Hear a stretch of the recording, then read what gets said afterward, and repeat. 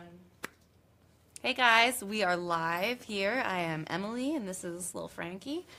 And my name is Matt Czuchry, and I play Dr. Conrad Hawkins on The Resident. And I play Nurse Nick. And we've got some fan questions. We do. Frankie, you want to pick one of these out? Okay, here we go. Could you read that for us, Frankie? What does it say? All right, here we go. Thanks, Frankie. Did you ever consider going into the medical field? Why? Why not? And I guess this is for This is you. for me. Yeah. No, I did not. I would be horrible in the medical field. I'm far too emotional, and I don't know. I just have, especially after doing this show, a huge amount of respect for anybody in the medical field: doctors, nurses, surgeons. You know, it's an incredibly noble profession. But I don't know if I would have the stomach for it. My sister is studying to be a vet, and I see what she has to do every day, and I find it absolutely fascinating, but it would not be for me. How about you? You're so great on the show as a nurse practitioner, Nick Nevin. Thank you. You may have to You rethink are that. pretty damn good as a resident as well. Thank you. I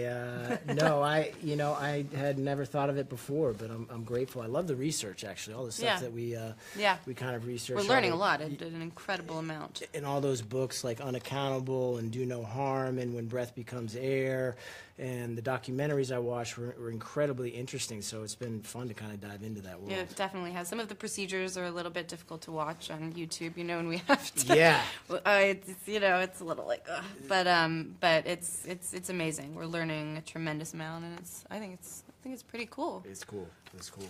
I got one for you. All right. Why is this show different from medical dramas, and what do you think fans will love?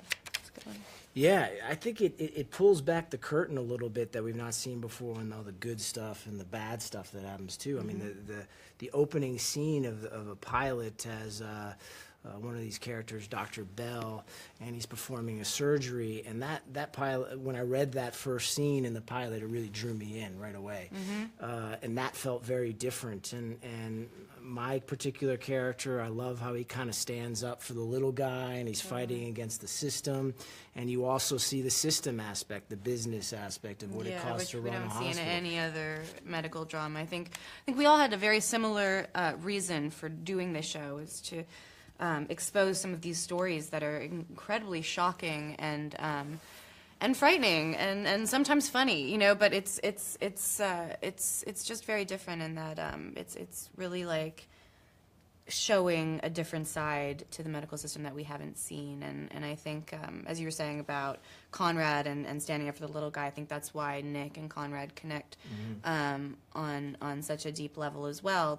Nick does the exact same thing. It's personal to her. This idea of medical error is very, very personal to her because of what happened to her mother, and she's very sensitive to it and always rooting for her patients no matter what. And as a nurse, that can be incredibly difficult because of the hierarchies within hospital systems, but she's willing to fight the fight, and I love her integrity, and I love that she's ballsy, and we get to see a lot of that throughout these episodes, and I think when these guys are together, they're kind of an unstoppable team, which is great. They balance each other very well, I think, Nick and Conrad. And you mentioned those medical errors. When you have those experiences as nurses and doctors, it's hard to relate to everybody else on the outside world when you have this weight of the mistakes you've made. And I think that's, again, why these two characters connect.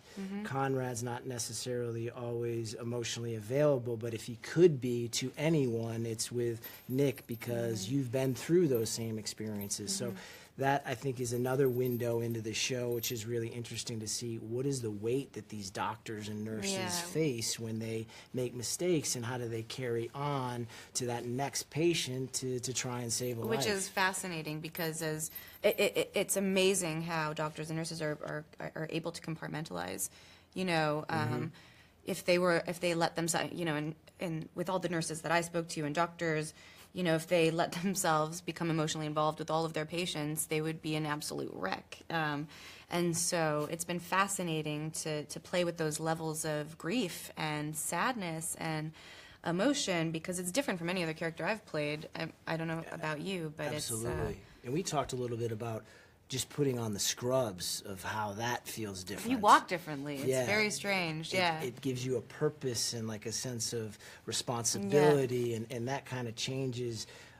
Is so different because I bring that up. Is so different than the characters I played before. Just putting on those scrubs really kind of changes your whole perception of who this character does. is and how you move physically. I just, you feel a little bit more tough, like emotionally stronger. It's weird. And then it's like a window into what these medical professionals feel on a daily basis, I think. So this is very, very cool. Absolutely.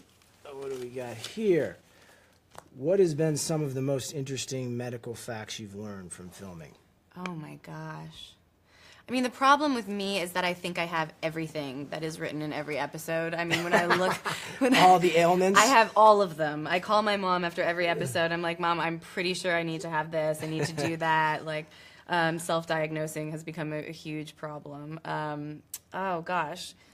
I don't know. What about you? All those books that I was mentioning before, like I would highly recommend When Breath Becomes Air is just such a great book. House of God is such a great book. I think everyone needs to read Unaccountable only because it teaches you how to be responsible for your own health care, and it's shocking how unaccountable doctors actually are. And the lack of transparency. There's no transparency. Yeah, exactly. In hospitals. And so I think with that question, if you want to read those books, they're not only, it's not just facts, they're also incredibly well written, they're fascinating to learn, and it has a direct benefit on your own life. So I would highly recommend just a couple of those books that I mentioned there for those medical facts. 100% agreed. One more? Is it my turn yet? Are there any guest stars you can tell us to expect? We've got one guest star, Warren Christie, who, he's a great actor. Wonderful actor. Great guy. Yeah. And there may be... We've had some good guest stars. We have. And, there may be a little bit of...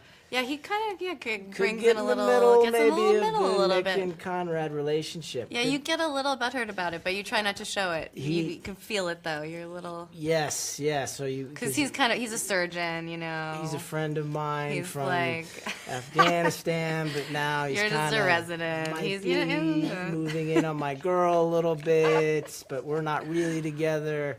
It gets a little complicated up in the hospital. It gets complicated, so that's definitely one that guest stars great. coming through. He's a great actor, great guy. Yep. And that's just one of many, because we have these episodic sort of stories, and everyone who's come in has been amazing. So we're very so collaborative, and it's been fun. It's been fun. Any hilarious bloopers or on-set stories you can tell us? We're quite serious. Yeah. We're quite a serious bunch, aren't we? We take ourselves way too seriously, I think, on set. Matt and I specifically are very hard on ourselves and talk about that a lot. I think we're good for each other in that way, where we kind of are. We try to remind each other to be kind to ourselves because we're very difficult on each other. But so if there were bloopers, we wouldn't talk about it. We wouldn't want anybody to know about them. No. So we're blooper-less. I'm sure they have outtakes. But. Has Frankie fallen asleep? Yeah, Frankie's asleep. So hopefully you guys aren't asleep with our answers. And hopefully you'll still watch. Yeah, watch The Resident. Sundays. Well, Mondays. Starts Sunday. Sunday after the NFC Championship game on the 21st. But then the 22nd, there's another episode, and then we continue on Mondays after that. So hopefully you guys check it out, and hopefully you'll like it and not fall asleep like Frankie.